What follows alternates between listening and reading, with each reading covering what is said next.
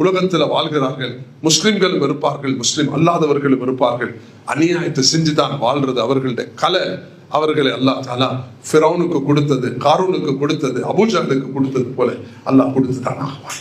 அதனால உலகத்துல மூணாவது மனிதன் அறிவில்ல, பணம், மமத, ஆட்சி, செல்வம், தன்னுடைய பேச்சு, ஆழ்மை, அழகு, திறமை எல்லாம் இருக்குது, தெரிஞ்சு கொண்டு அநியாயம் செய்யறது, சொல்ல வேண்டிய இடத்துல சொல்றது இல்லை, மறைச்சு கொண்டு இருக்கிறது, அநியாயம் நடக்கொண்டு பார்த்துட்டு இருக்கிறது, மூடி மறைக்கிறது, அவைகளை பிறருக்கு இவனுக்கு ஒரு லாபம் கிடைச்சிடக்கூடாது என்று அதை ஒழிக்கிறது, தெரிஞ்சு கொண்டும் சொல்லாம இருக்கிறது ஆகப்பெரிய அநியாயம் என்பதாக அல்லாஹ் குர்ஆன்ல சுட்டி காட்டியிருக்கிறான்.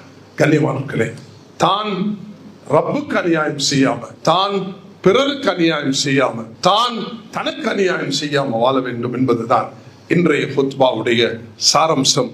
இதை தான் நான் இங்கு சொல்ல வருகிறேன்.